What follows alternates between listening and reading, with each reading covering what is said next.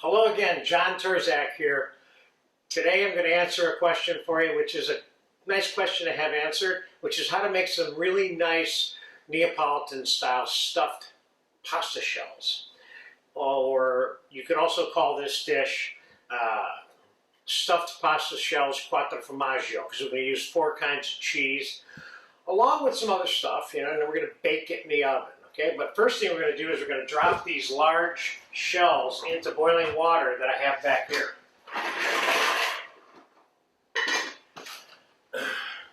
Now my partner's having a little bit of a party tonight, so we're making a little bit more than we need. But I'm going to start you out with how to make the mixture that I'm suggesting that you use for the stuffing, okay? So get yourself a nice bowl, and what I have here is 4 ounces of goat cheese. I have about 1.25 cups of ricotta cheese, and I got 1.5 tablespoons of fresh chopped garlic there, okay? Now, we're going to mix this with some chopped parsley, 2, 3, 4 tablespoons, and we're going to take some onion and mushroom that I have diced down here. And we're going to saute this in some olive oil real quick. I got a hot pan right here. Now basically I'm making this dish vegetarian, but I'm going to add a little bacon on the top of this before I bake it, which is kind of an option, but for me it's not an option. I like that idea. Now I have some fresh basil and oregano picked here. I'm going to chop all of this. Some of it's going in the stuffing and some of it's going to be sprinkled on top of the casserole. Let's get this chopped. Fresh oregano and basil.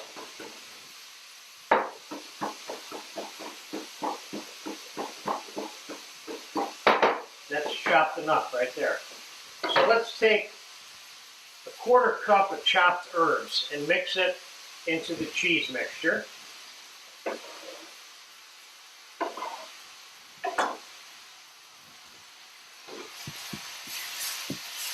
That's cooked enough for me.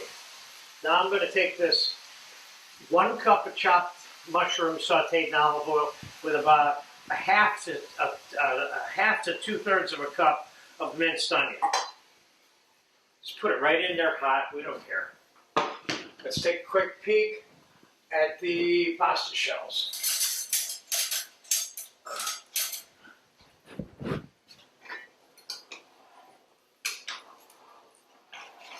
They're cooking. They take time to cook, you know. It's a very nice, inexpensive dish to make, though. And we're going to put a little bit more olive oil in here. So we probably got about 3 tablespoons to 1/4 cup of olive oil total in there. We're going to put about 1/2 cup of breadcrumbs in there. This is the casserole that we're going to bake this in, and I have fresh spinach in there. I'm trying to do all of this in real time to some degree, not the chopping and the prepping part, but the assembly baking part. Now, can you put spinach in here? Yes. Can you put shrimp in here? Yes. Can you put whatever you want in here? Yes. And I just want to make sure that this mixture, I'm adding another 1/2 cup of breadcrumbs to it.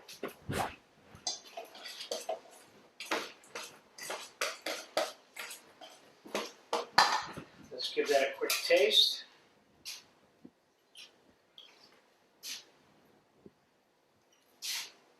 Now you be careful about adding salt to this mixture. This mixture tastes like it might need some salt right now, but I'm not going to put any in there. I'm going to have the tomato sauce in the bottom of the casserole. We're going to have the stuffed shells. Then I'm going to sprinkle Parmesan cheese and a little bit of fresh Gorgonzola cream sauce that I have over the top. And there's going to be some Kalamata olives and capers I'm going to sprinkle over the top. All those things have salt in them. So I want to be careful about not over-salting this, because the whole dish could end up being too salty. We're ready to stuff shells here in a minute. Just give it a couple more minutes. But we're going to set the casserole up right now real quick with the tomato sauce. And put a little tomato sauce. I got a tomato basil sauce here. I have recipes for this for you in the sauce class. Put a little bit on the bottom.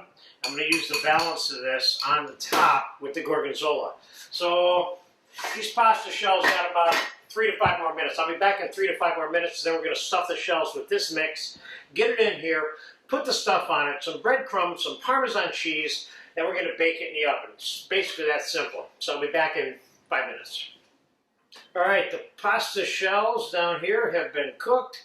I rinsed them in a little bit of cool water, and some of them have a tendency to fall apart. But when you're making stuffed shells, you also have the opportunity to reassemble them a little bit if you're going to bake them in a little casserole, which is like what we're going to do.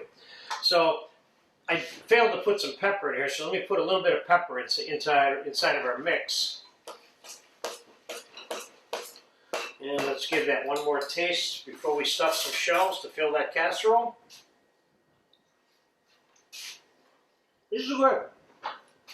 See, I see this as a finished dish. So when I taste the stuffing, I'm not tasting the whole dish, because I know the whole dish is going to have some more flavor to it. And there's nothing wrong with that stuffing, believe me.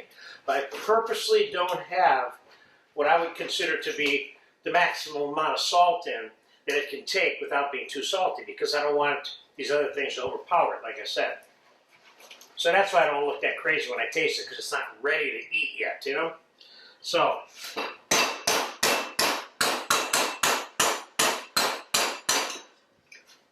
get rid of that bad boy. All right, let's stuff some shells. And shells are not things you overstuff either, okay? There's one.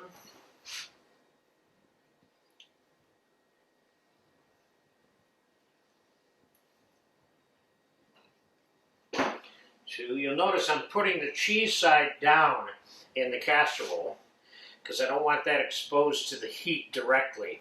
I want the top of the shells gratined because they're the most bland part of the stuffed shell.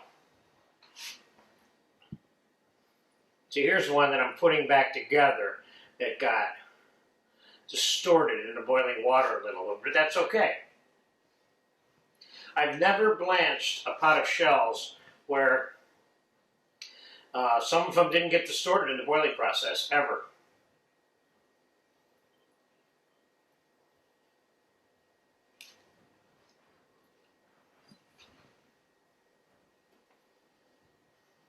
The producer, of course, is having these tonight. So we probably have enough mixture here. Let's see, 1, 2, 3, 4, 5, 6, 7, 8, 9, 10, and 12. We got enough for about 20 stuffed shells with this amount of mixture that I have. So if you only want to make 10 stuffed shells, make half the mixture.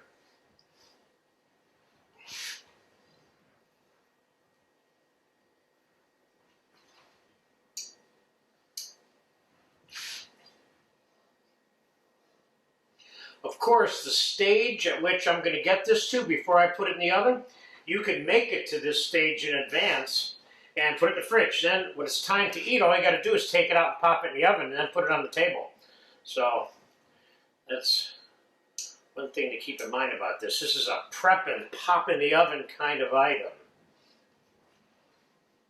All right, let's put one more shell in the middle and we're going to call it a day.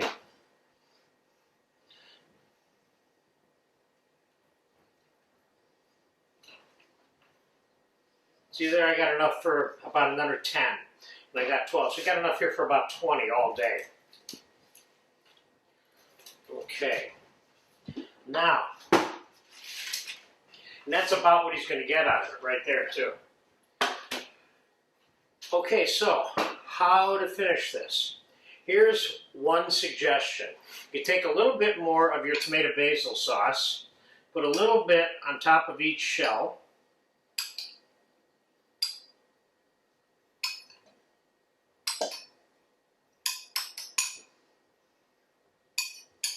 The important thing is that you get the gist of making the stuffed shells, not so much that you follow this recipe. Now I'm going to take a little bit of that gorgonzola cream and put that on the top of each one of these shells. And that's going to, both of these are going to drip into the whole thing here. So there's your 4 cheeses are the ricotta, the goat, the gorgonzola, and the parm. Now I'm not going to sprinkle any gorgonzola on this because I don't want to run the risk of there being too much salt on this dish, okay?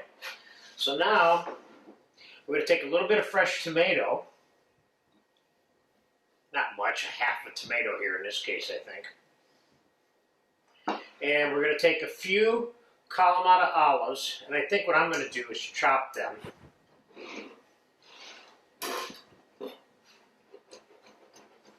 I don't think anybody needs a whole Kalamata olive in any one of these bites. This is kind of Mediterraneaning this up a little bit. I'm putting some capers on top of here. I'm putting the balance of the chopped oregano and basil on top of here. Parmesan cheese, freshly grated, on top of here. This is starting to taste like stuffed shells to me, without even having to taste it. Now, if you're a vegetarian, don't do this part, but I like putting bacon with this too, so I'm going to throw a few pieces of bacon on top, cooked. Nice bacon lardoons. These look really good.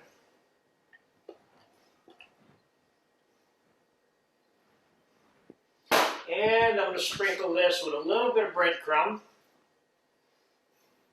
This looks like fun already. And I'm not saying that so you think it looks like fun. It does look like fun to me. And let's sprinkle it with a little bit of olive oil. Not much. We want this to brown a little bit. We'll give it a little bit more parsley. And the balance of these herbs. I saved some of them because I didn't want to bury them all. There you go. I'm going to pop this in a 400-degree oven. It's probably going to take about 25 minutes, 20 minutes, 30 minutes, something like that, for this to get brown, bubbly, and brown on top. Okay? So let's pop it in the oven. And I'll be back as soon as it's brown, and we'll get it out here, and we'll throw a little bit of it on a plate and figure out maybe some little garnish for it or something like that. So I'll be back when this is done in about a half an hour. All right, it's been about a half an hour. The stuffed shells, they're looking really good. And let's get them out of the oven. Oh, look at that. Get down on that one, Richard. That looks really good. Now, you don't have to do anything to this, of course. You can just set this on a table with a spoon in it, and you're good to go. In terms of this particular dish, doesn't really need anything else. Then I thought to myself, when it was bacon, if this was sitting on a coffee table or whatever, to treat this as an hors d'oeuvre, you put that spoon in there and just kind of set some stuff up next to it, like some chiffonade of radicchio, which is what I happen to have some radicchio here today, so reducing some of that. Then you can just like set up this little hors d'oeuvre station here. See, I got some crumbled cheese, some yogurt, some blue cheese, some lemon, and we're going to grate some fresh cheese on it. Now that looks like a really tasty little hors d'oeuvre right there. And if that's not enough, then I would say give yourself some nice Greek yogurt on that plate and a little bit of fresh lemon, a little bit of gorgonzola cheese, a little bit of fresh parm just for fun. You could always hit it with another round of olive oil. Now all of a sudden this is like an hors d'oeuvre, a substantial hors d'oeuvre, which is great.